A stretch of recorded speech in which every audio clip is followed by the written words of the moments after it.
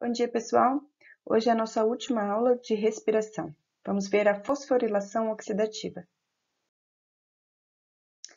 Então, recapitulando, pessoal, no primeiro estágio da respiração celular, a glicose é degradada a piruvato no citosol da célula. Esse piruvato, ele entra dentro da mitocôndria, é descarboxilado o acetil-CoA, o acetil entra no ciclo de reações do ciclo do ácido cítrico, e ele é descarboxilado a CO2 e toda a energia dessa descarboxilação oxidativa é armazenada em moléculas de NADH e FADH2. Esse é o segundo estágio da respiração. Agora, nós vamos ver o terceiro estágio da respiração. Vamos ver que, na verdade, toda a energia proveniente das oxidações, da degradação oxidativa da glicose, ela converge agora para a terceira etapa, todo o poder redutor resultante da primeiro e segundo estágio, na forma de NADH e FADH2, convergem para o terceiro estágio, onde esse poder redutor vai ser utilizado para a síntese de ATP, através do que nós chamamos de transferência de elétrons e fosforilação oxidativa. É isso que a gente vai ver hoje. O que é a fosforilação oxidativa? É a fosforilação do ADP em ATP, acoplado a um transporte de elétrons feito por vários complexos proteicos que estão presos à membrana interna da mitocôndria, nas cristas mitocondriais, elétrons provenientes do poder redutor NADH e FADH2. E esses elétrons, no final desse processo, eles vão parar no oxigênio, formando água. Por isso é uma fosforilação oxidativa. O transporte de elétrons é realizado por vários complexos de enzimas e por carregadores de elétrons, que, como eu disse, estão localizados nas cristas mitocondriais. Vamos recapitular aqui como é que é a organela mitocôndria. A mitocôndria ela é formada por uma membrana externa e um sistema de membranas internas chamadas cristas mitocondriais. Aqui, esse ambiente dentro das membranas internas é chamado de matriz mitocondrial. A membrana externa ela é permeável a moléculas pequenas e a íons, mas essa membrana externa aqui, mas a membrana interna ela é extremamente seletiva. Ela é impermeável a moléculas pequenas e é impermeável a íons. Essas íons e moléculas só atravessam a membrana interna para dentro da matriz mitocondrial através de transportadores, proteínas que intermediam esse transporte dessas moléculas do espaço intermembrana para a matriz mitocondrial. Essas proteínas que fazem esses transportes geralmente são específicas, são proteínas específicas para cada tipo de íon ou de molécula, tá?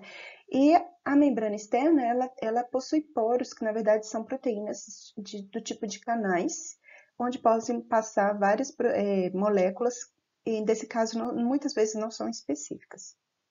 Aqui dentro da matriz mitocondrial é importante ser protegida dessa maneira, por uma membrana extremamente seletiva, porque aqui dentro está alojado toda a maquinaria que vai ser utilizada no transporte de elétrons e na fosforilação oxidativa do ADP em ATP.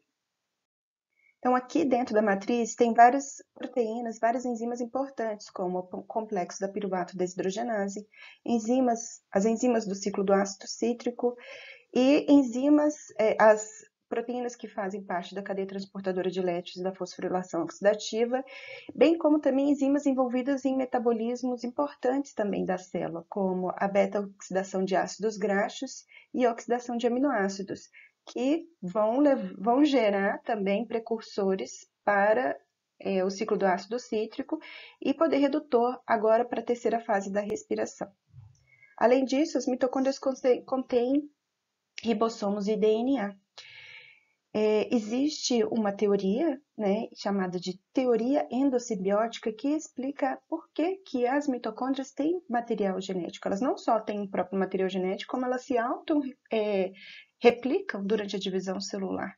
Muitas dessas enzimas são transcritas e traduzidas pelo próprio genoma da mitocôndria. O genoma da mitocôndria ele funciona em conjunto e harmonia com o genoma da célula. O que é essa teoria endossimbiótica? De acordo com essa teoria, acredita-se, é a teoria aceita até hoje, né? Acredita-se que as mitocôndrias, assim como os cloroplastos, no início da evolução, né, há muitos bilhões de anos atrás, eram bactérias de vida livre.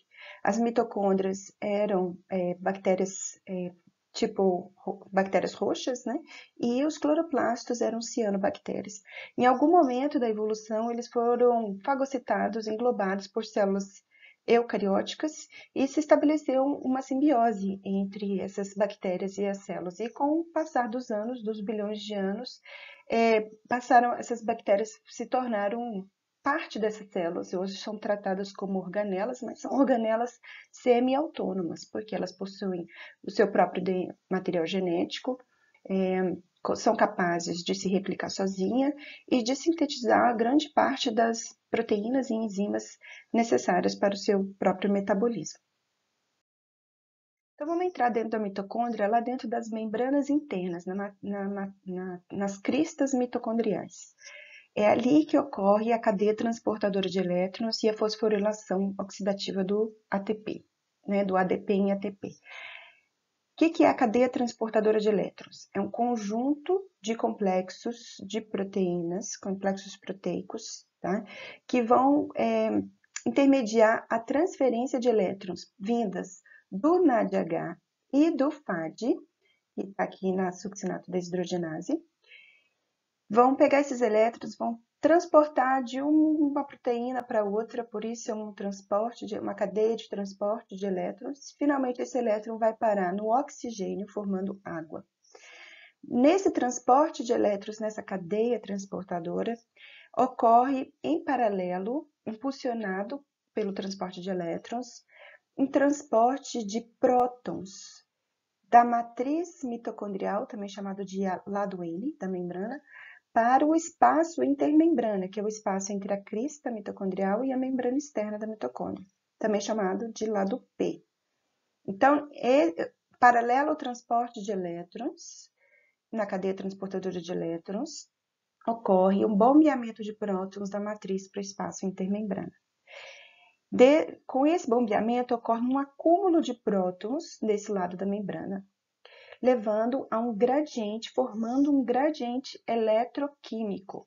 Um gradiente eletroquímico porque é um gradiente químico, porque se trata do bombeamento de moléculas para cá, e é elétrico também porque são prótons, são moléculas com carga.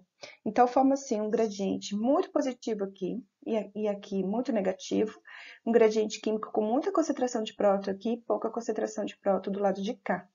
E esse gradiente depois é utilizado para a força desse gradiente, de energia desse gradiente, é utilizada para impulsionar a fosforilação do ADP, formando ATP.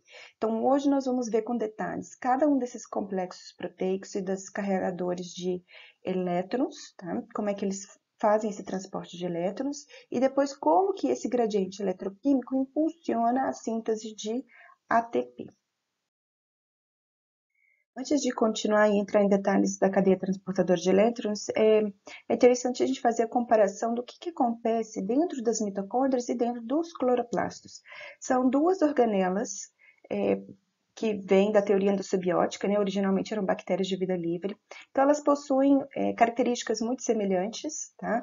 E as duas organelas são as principais fontes de produção de ATP, tanto na célula animal quanto na célula vegetal, que contém os cloroplastos.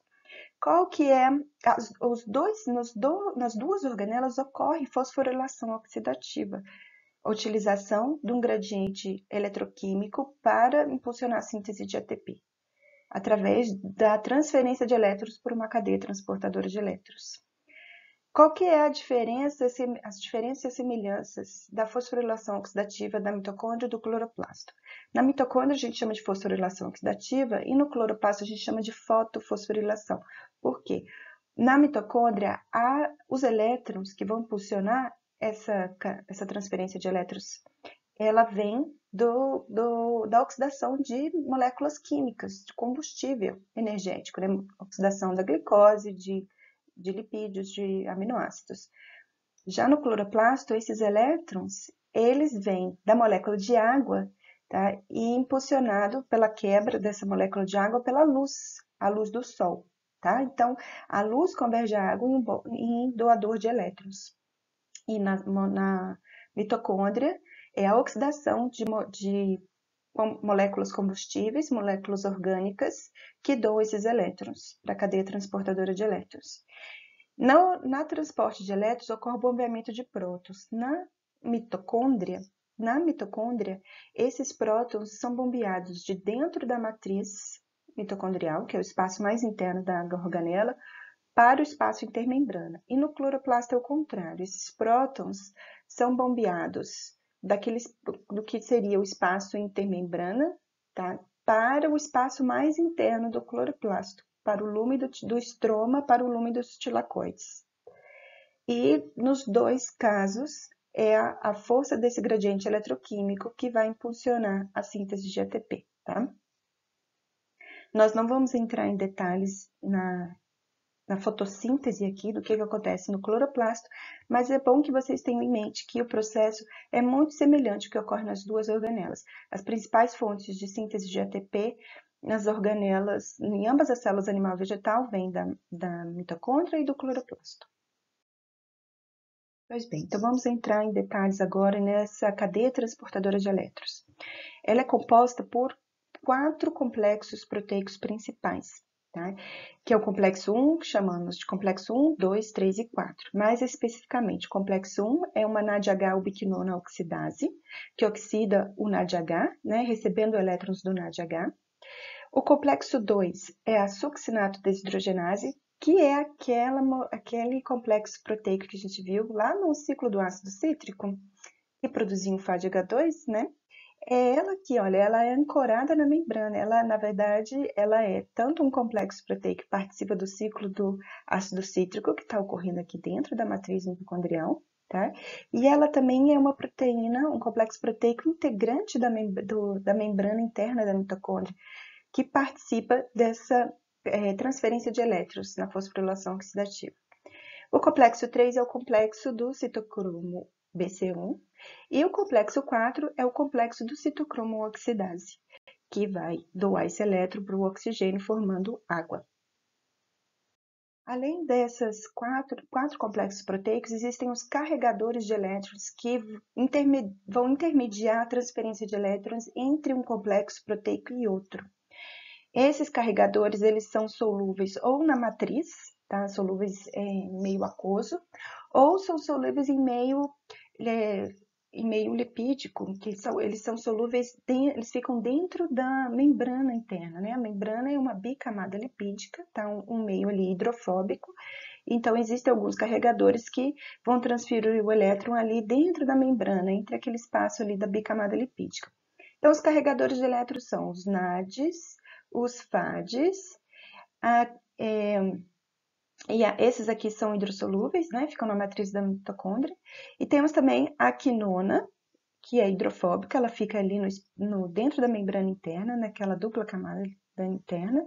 E temos os citocromos e as proteínas de ferro e enxofre, que fazem parte que estão dentro desses complexos proteicos, que vão dentro ali daqueles complexos proteicos, são constituídos por várias proteínas, vão intermediar o transporte de elétrons ali dentro dessas várias proteínas, tá? Para transferir até finalmente transferir de um complexo para o outro. Vamos entender melhor como que tudo isso funciona agora. Então, primeiramente, vamos entender como é que o elétron sai do NADH e do FADH2 e é transferido por essa sequência de complexos proteicos e carregadores de elétrons até parar no oxigênio. Por que segue essa ordem certinha? Complexo 1, ubiquinona, complexo 2, citocromo C, né, até o complexo 3 e 4. Porque cada uma dessas proteínas e complexos proteicos possui um poder de óxido-redução diferente. E eles estão organizados em uma escala de poder de óxido-redução, ou seja, o que é poder de óxido-redução? capacidade de oxirredução? É a capacidade, em termos quantitativos, em números, tá? Que aquela proteína ou aquele complexo proteico tem de receber ou doar elétrons, tá? Então, aqui o NAD vai ter um potencial eletroquímico, um potencial de oxidorredução bem mais baixo do que o último citocromo, por exemplo, né? E do que o oxigênio. Então, o elétron tende a sair do NADH, né, para a NADH desidrogenase, que tende a dar um elétron para a buquinona, que tem um potencial de oxirredução, um potencial de redução maior do que o citocromo BC1, né, o citocromo B e depois o citocromo C1 e assim por diante. Por isso que o elétron sempre segue essa ordem, tá? Ele tende a ir de uma proteína para outra, porque ele está seguindo um gradiente de poder de redução, uma escala de poder de redução do maior para o menor ao longo dessa cadeia transportadora de elétrons. O primeiro complexo enzimático da cadeia transportadora de elétrons é a NADH-ubiquinonóxido-redutase ou simplesmente NADH desidrogenase. Por quê? Ela vai oxidar o NADH, receber elétrons do NADH, então é uma desidrogenase. Ela é uma enzima bastante grande, com 42 cadeias de polipeptídeos e tem esse formato em L, com esse braço do L voltado para a matriz mitocondrial, onde tem um sítio ativo que vai se ligar ao NADH. Esse NADH ele libera um íon hidreto, 2 elétrons, e esses 2 elétrons são transferidos entre várias enzimas que estão presentes nesse complexo, inclusive uma flavoproteína e uma proteína que contém resíduos de ferro e enxofre, até que esse elétron é doado para a quinona, que é um dos carregadores de elétrons da cadeia, né, que é hidrofóbico, que se difunde dentro da bicamada lipídica, da membrana interna da mitocôndria.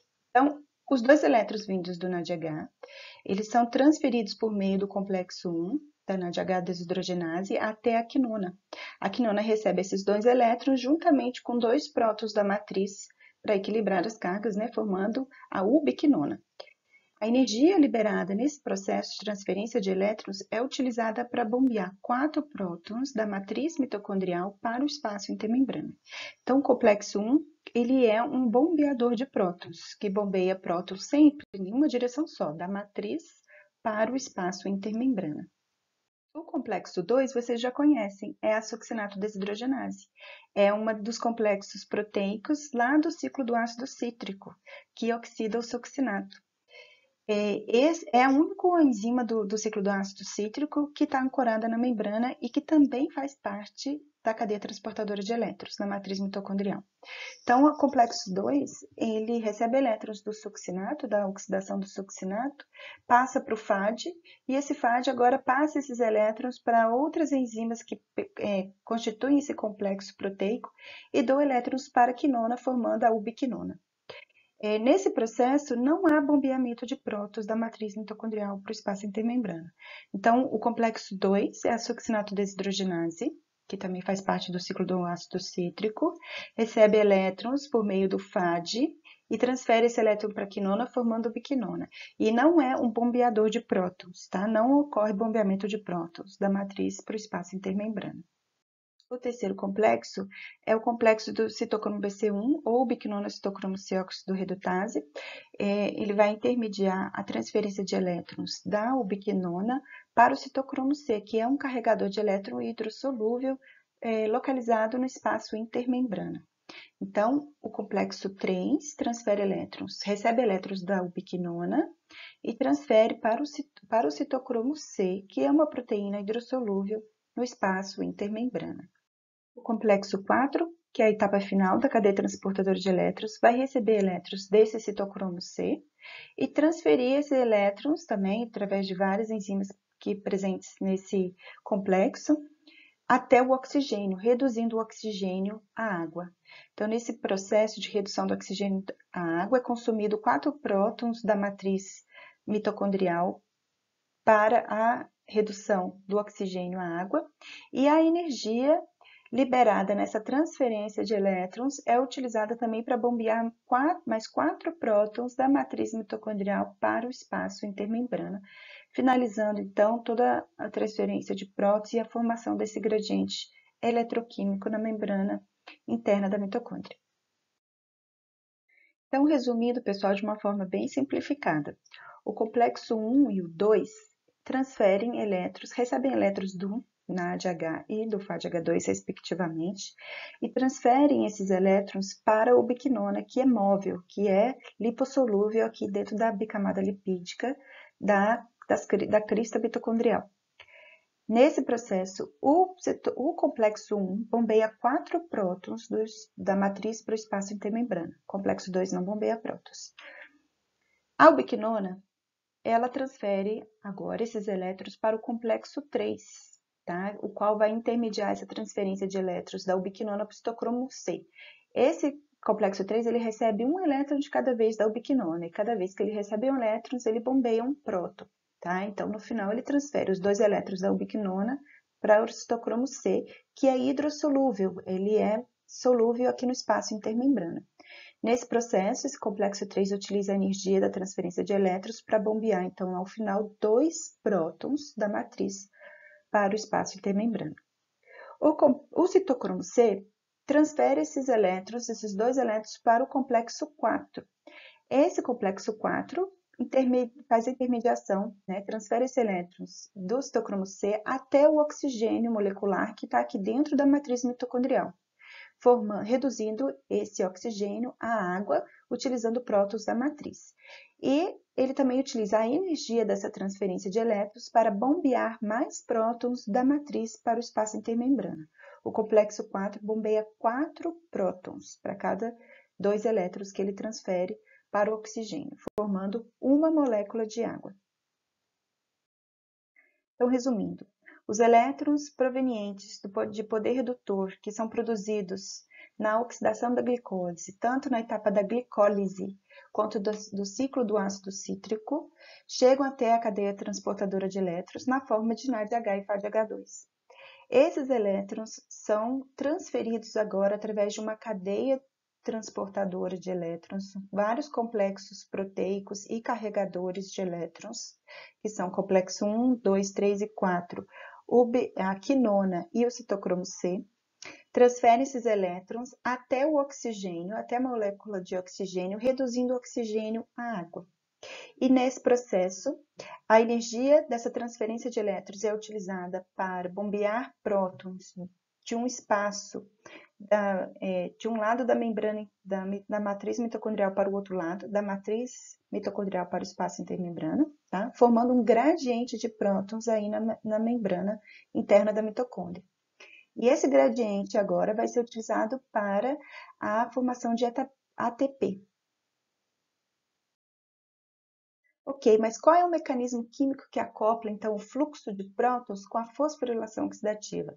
E aí, bom, aí entra em cena um quinto complexo, que é o complexo proteico da ATP sintase, que vai catalisar a união de ADP com fósforo inorgânico, formando ATP, e é a energia que vai impulsionar essa reação na formação de ATP é o gradiente de prótons. E o mecanismo que explica isso é o mecanismo da teoria quimiosmótica. Essa teoria, né, esse modelo quimiosmótico foi proposto por Mitchell em 1961, até hoje aceito, já foi comprovado, tá? Mitchell propôs a hipótese de que diferenças na concentração transmembrana de prótons são os reservatórios de energia extraídas das reações oxidativas da célula. E essa energia depois utilizada para unir ADP e fósforo inorgânico formando ATP. Então, a primeira ideia é que os prótons são bombeados pela membrana interna, da matriz para o espaço intermembrana. A segunda ideia que ele seguiu era que a síntese de ATP é dirigida por fluxo reverso de prótons, dirigido por um gradiente eletroquímico. Então, para entender aqui, vamos pensar numa usina hidrelétrica. O que acontece na usina hidrelétrica? Tem um curso de um rio, tem água passando pelo rio ali, tem energia cinética ali, né? Aí a gente vem constrói uma barragem, barra essa água do rio. E aí começa a encher de água de um lado da barragem, tá? ali começa a se acumular energia, que a gente chama de energia potencial. Tem muita energia ali potencial para realizar trabalho, né? Que pode ser transformada em energia cinética. A gente pega essa barragem agora e abre um furinho, uma comportazinha ali naquela barragem. E aí a água sai por aquela barragem, para o outro lado da barragem, né? Com muita força. Por quê? Tinha muita energia potencial acumulada de um lado. Quando eu abro um buraquinho, uma comporta naquela barragem, a água passa ali com muita força. E aí o que a gente faz na usina hidrelétrica? A gente usa essa força, né, da água para impulsionar um dínamo, né, que vai criar um campo magnético e gerar uma corrente elétrica. E assim a gente produz energia elétrica. A célula faz a mesma coisa, ou melhor, a gente faz a mesma coisa que as células, né? Que elas fazem isso há milhões de anos. Elas aprisionam prótons de um lado da membrana, que seria a nossa barragem, né? Os prótons seria a água do rio, e aí elas abrem uma comportazinha, que é um canal presente dentro do complexo enzimático da ATP citase. Quando os prótons passam ali naquele canal, eles passam com muita força, com muita energia. E essa energia é utilizada para literalmente rotacionar parte desse complexo proteico. Essas enzimas elas mudam de conformação, faz ela mudar de conformação, e no mudar de conformação elas passam a ter mais afinidade pelo substrato, e depois ao mudar de novo de conformação elas liberam o produto, tá? Essa é a teoria quimiosmótica. Então é baseada também na ideia de que o transporte de componentes essenciais é mediado por uma proteína carregadora, e a membrana mitocondrial interna é permeável, tem que ser permeável a esses ânions, esses íons, tá? aos prótons. O complexo da ATP sintase ela é formada por duas subunidades, a F0 e a F1. A F0 está ancorada na membrana, na matriz mitocondrial, e ela possui um canal, tá, por onde entram esses prótons. Esses prótons passam por esse canal e são lançados de volta à matriz mitocondrial, do espaço intermembrana de volta à matriz mitocondrial, só que o que eles passam? Aqui eles passam com muita energia, porque existe um gradiente aqui, um grande acúmulo de prótons aqui, pouco próton aqui. E ao passar nesse canal, tá, e sair do outro lado, essa energia impulsionada por essa grande força que esses prótons passam aqui, faz literalmente essa subunidade F1 girar, tá, que é formada por várias enzimas aqui, e ao girar, essas proteínas que estão aqui compondo essa subunidade F1, elas mudam de conformação. E ao mudarem de conformação, altera um pouquinho a estrutura quaternária delas, né? Expondo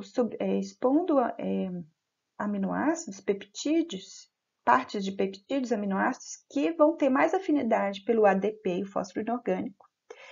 Essa energia de rotação garante a energia para unir o ADP e fósforo inorgânico, e depois ao girar ela novamente, com o próximo próton que passa aqui, muda de novo a conformação dessa enzima e ela passa a ter menos afinidade pelo produto, o ATP, liberando o ATP, tá, na matriz mitocondrial. Então, a força desse gradiente eletroquímico, ele impulsiona a síntese de ATP, mas ele também é utilizado para outros processos, como o transporte de alguns íons, né, que são necessários para a síntese desse ATP. Lembre que a membrana interna da mitocôndria ela é impermeável a íons, tá?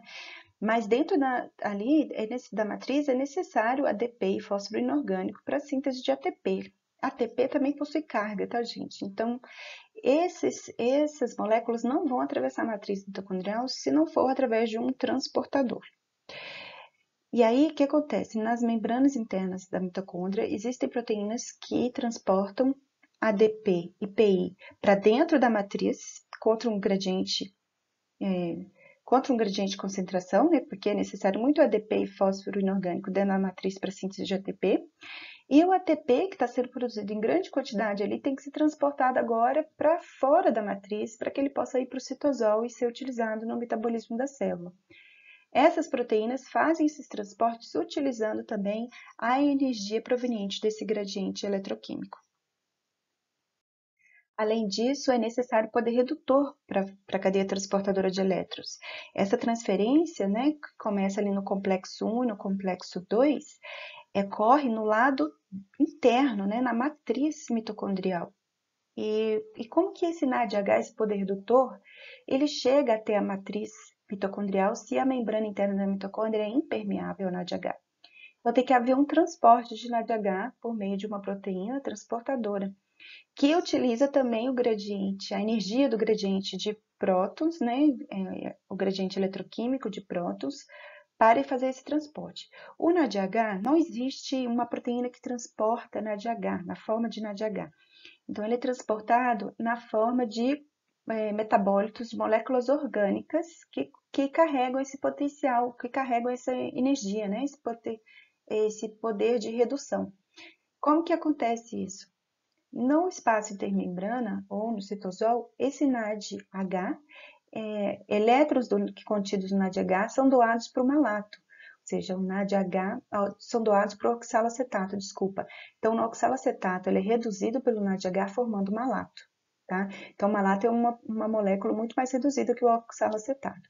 Esse malato é que é transportado para a matriz mitocondrial. Existe uma proteína que transporta malato.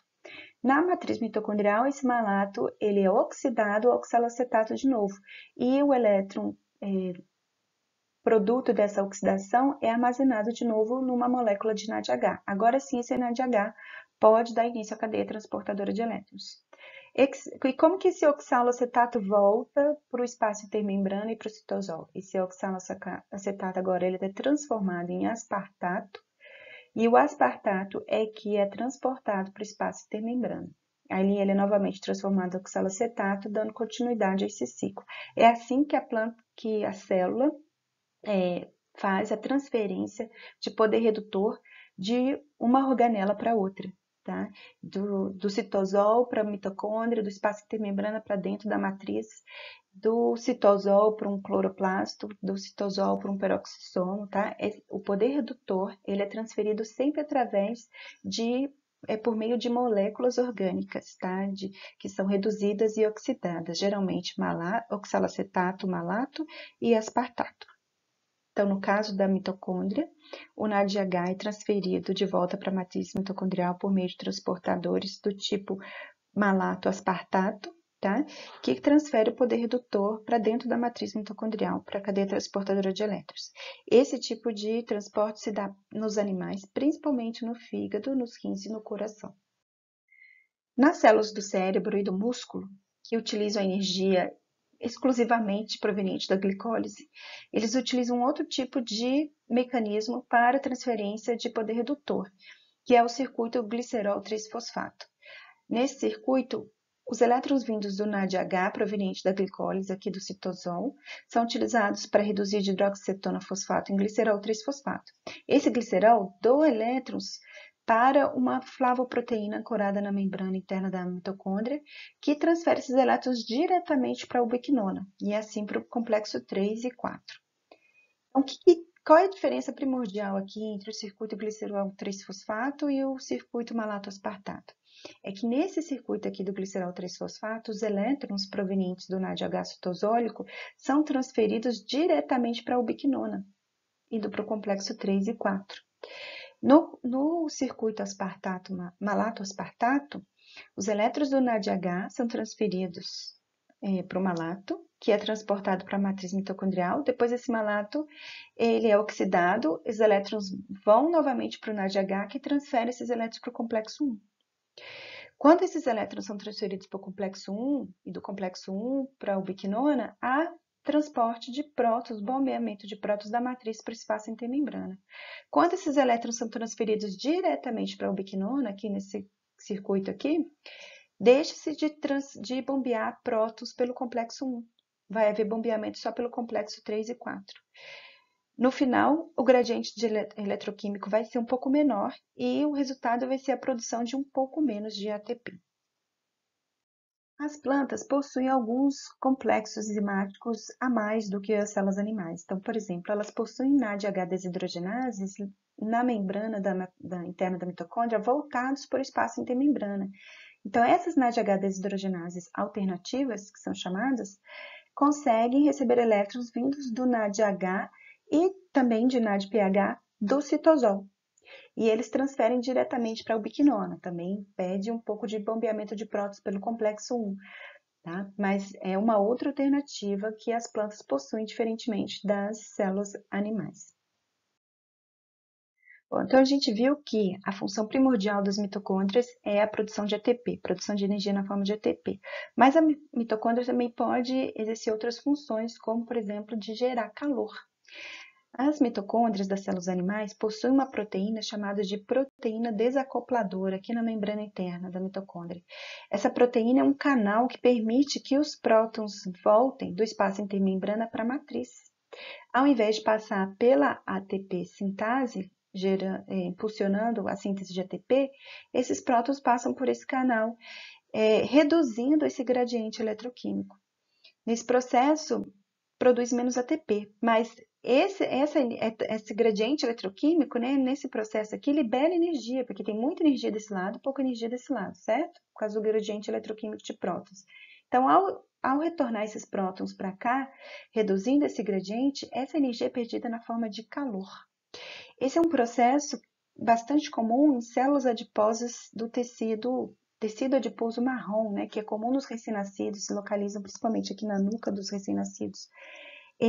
Esse mecanismo é utilizado para gerar calor e manter os recém-nascidos dos mamíferos mais quentinhos, né, a temperatura corporal maior. Esse processo de produção de calor, né, por desacoplamento do gradiente eletroquímico é chamado de termogenia. Nas plantas isso também ocorre. As plantas também possuem proteína desacopladora e possuem também um outro complexo proteico que é chamado de oxidase alternativa, AOX. Tá? Essa proteína recebe os elétrons da ubiquinona e, em vez de transferir esses elétrons para o complexo 3, transferem diretamente para o oxigênio, formando água. Então, perde-se bastante energia nesse processo, né? Energia que teria sido utilizada para bombear prótons e depois para a síntese de ATP, essa energia é perdida na forma de calor. Algumas espécies, principalmente da família Arecaceae, células presentes aqui na flor na base do ovário da flor dessas plantas, tá? Fazem esse tipo de processo. Elas ativam essa AOX, né? Essa oxidase alternativa, para a produção de calor. E esse calor gerado leva à volatilização de compostos secundários, que são compostos que atraem os polinizadores.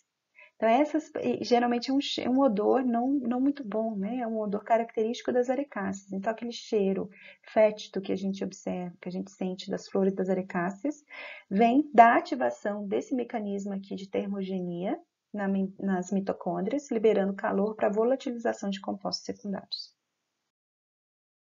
Então, finalizando aqui, gente, vamos só fazer um cálculo, então, de qual foi a produção de ATP a partir da oxidação completa de uma molécula de glicose. Então, na glicólise, na degradação de glicose a piruvato no citosol, a gente viu que a gente tem um saldo de 2 NADHs citosólicos e 2 ATPs, certo? Então, na ausência de oxigênio, a célula passa a fazer fermentação para reciclar o NAD+, e manter essa produção aqui de poder redutor, e a glicólise funcionando, e o saldo que ela tem é de 2 ATPs. Na presença de oxigênio, então pode ocorrer o ciclo do ácido cítrico e a fosforilação oxidativa. Esse piruvato, então, vai ser completamente oxidado a CO2 e água. E nesse processo, na oxidação do piruvato, produz-se 2 NADHs. E na oxidação do acetil-CoA, no ciclo do ácido cítrico, são produzidos mais 6 NADHs, 2 FADH2 e mais 2 ATPs. Então, até agora a gente tem 4 ATPs e uma quantidade de poder redutor. Esse poder redutor agora é utilizado na fosforilação oxidativa para a produção de mais ATPs. Então, cada NADH, o NADH proveniente da oxidação do piruvato geram 5 ATPs no final do processo. 6 NADHs na matriz mitocondrial geram 15 ATPs e o FADH2, 2 FADH2 geram 3 ATPs. ok? No final, nós temos um saldo de 30 ATPs. 30 a 32, porque o NADH citosólico aqui, ele gasta, é necessário, naquele bombeamento, né, de NADH do citosol para a matriz mitocondrial, gasta-se energia. Então, se a gente for considerar esse gasto de energia, a gente tem um saldo de 30 ATPs. Se a gente não for considerar, a gente teria um saldo de 32 ATPs. E a fosforilação oxidativa, gente, a regulação dela está acoplada à regulação do ciclo do ácido cítrico e da glicólise. Então, dada a importância do processo respiratório, é o processo que produz energia para bancar todas as reações bioquímicas dentro da célula, né? Ele tem que ser extremamente regulado de acordo com a demanda energética da célula. Então, o que vai regular, basicamente, o que regula a velocidade de funcionamento da glicólise, do ciclo do ácido cítrico e da fosforilação oxidativa? O produto final, que é o ATP. Então, se tem muito ATP na célula, essa grande quantidade de ATP sinaliza para algumas enzimas chaves de cada uma dessas etapas de que, olha, é necessário diminuir a velocidade aí, porque está sobrando energia. A célula não está consumindo tanta energia assim como está sendo produzida. Se tiver muito ATP sendo consumido, o que acontece? Aumenta a concentração de ADP. A alta concentração de ADP sinaliza para essas enzimas, tanto a ADP quanto o fósforo inorgânico, sinaliza para essas enzimas chaves, falando, olha, aumenta a velocidade porque a célula está consumindo muita energia no seu metabolismo e é necessário produzir mais energia. Então, essa ADP e fósforo inorgânico vão ativar essas enzimas chaves, tanto da glicólise, do ciclo do ácido cítrico, como da própria cadeia transportadora de elétrons. Da mesma forma, poder redutor também pode ser um regulador. Então, muito poder redutor sendo produzido, é sinal de que ele não está sendo consumido na mesma taxa pela terceira fase da respiração, e isso sinaliza para algumas enzimas das etapas anteriores, tá? Nesse processo, falando diminuir a velocidade, porque não está sendo consumido tanto poder redutor assim na produção de ATP, tá? E um excesso de NAD+, da mesma forma, vai sinalizar o contrário. Então, as concentrações relativas de ATP, ADP, concentrações relativas, porque proporção de ATP e ADP. E as concentrações de NADH regula a velocidade da glicólise, da oxidação do piruvato, do ciclo do ácido cítrico e da fosforilação oxidativa. Regulam o processo respiratório. E essa regulação é tão fina e tão rápida, tá? Que a gente raramente observa uma alteração drástica na velocidade do processo respiratório, porque qualquer alteraçãozinha na concentrações relativas desses metabólitos, ATP, ADP e NADH, alteram a velocidade desse processo. Então, a produção de energia está sempre em sincronia com a demanda de energia pelo metabolismo da célula.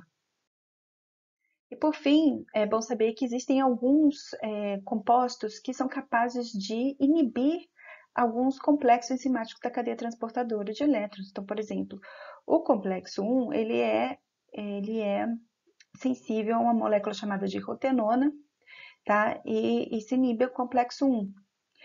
O complexo 2, o complexo 3 é inibido por um composto chamado antimicina. O complexo 4 é inibido por cianeto, monóxido de carbono. Então, quando a gente vê, né, o uso de cianeto é um veneno, né, uma grande concentração de monóxido de carbono, como era utilizado, por exemplo, nas câmeras que matavam os judeus, né, na Segunda Guerra Mundial, eram câmeras de cianeto ou câmeras de monóxido de carbono. Por que é tóxico? Por que mata? Porque eles inibem o complexo 4 da cadeia transportadora de elétrons. Se o complexo 4 não funciona, ele não intermedia a passagem do elétron para o oxigênio, que é o aceptor final de elétrons.